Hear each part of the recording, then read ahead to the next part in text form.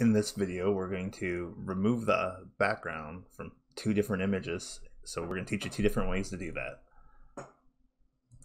So the first thing I'm going to do is pull the image in, and we're going to use the program Gimp to do this. And so this image has a solid background color. So the first way we're going to do this is first you're going to look at this background, and we're going to right click and do add alpha channel down here. So that adds this transparent background for us. So then we're going to go up here to select and do by color. Click on this pinkish color and do Control X to cut out that color. So now we've basically removed that background already. So all we'd have to do here is go to File, and in Gimp you can't just do a save as. That'll save it as the file type you don't really care about. So we're going to do an export as. And then we can save this as a different file name and export it, and click the export button, and that one's done. So I'm gonna get rid of this image right here, discard the changes, and pull in the next image that we're gonna do. You get some value out of this, hit the like button. A lot more going on in the background. It's not like you can just press a single color, and even if you do, like, the white's going to select stuff you don't want to get rid of. So that method doesn't really work here. We still do need a transparent background, so I'll just show a different way that you can do that. If you go, rather than right clicking and going down, you can go to layers here, transparency, add alpha channel. So now that you're here and you have this alpha channel, one thing you can do is you can grab this eraser and kind of erase off this thing, but that's really not too great. It'd get really messy in here and doing things, so we're not going to do that. What I'm going to do is hold down Control and kind of use my mouse button to zoom in just a little bit, and I might zoom back just a smidge. So what we're going to do is we're going to grab this free select lasso tool. So what you can do with this tool, I'm just going to do it over here first. So you can do like a free draw where you hold down your mouse and then you meet up the endpoint, and you can hit Control X there and it'll remove stuff like that. That's a really goofy pattern, so let's not worry about that. But the other thing you can do here is like click on points and complete the box, do the same cut and remove that shape.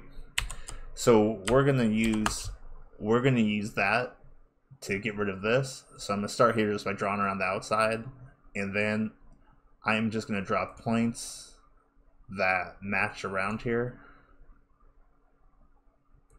and get as close as I can.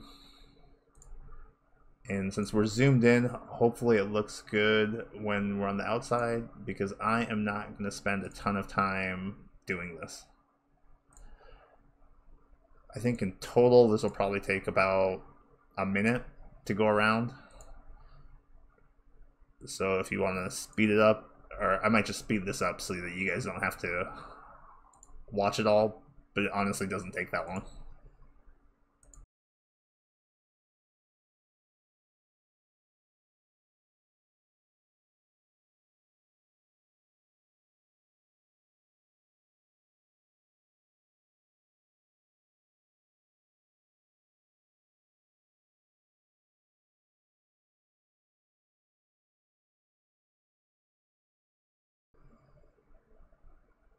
And then the other thing that you can do here is if you do put a point in the wrong spot, I'll just show you that you can click and hold this and you can move that spot. So just because you click once, you're not just done and have to start all over.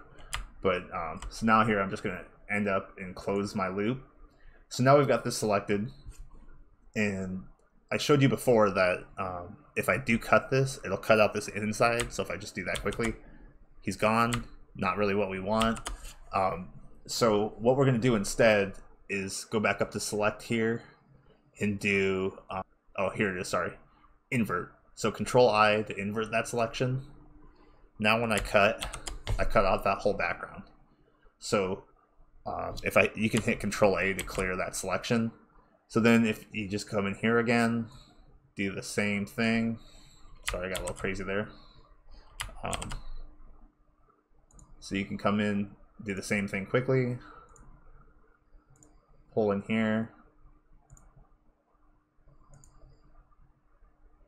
And I'm just gonna go really fast here. But if you guys actually cared about this, you could take a little bit more time depending on how much or what you're using this for. And you can do the same thing with like cats or pets or something. Usually you end up kind of using an erase tool around it a little bit so that you don't lose all the fuzz, but it still works pretty well. So there, I removed that.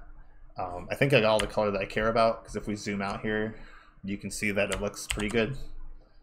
So if you like this, like the video, and I'll see you in the next one.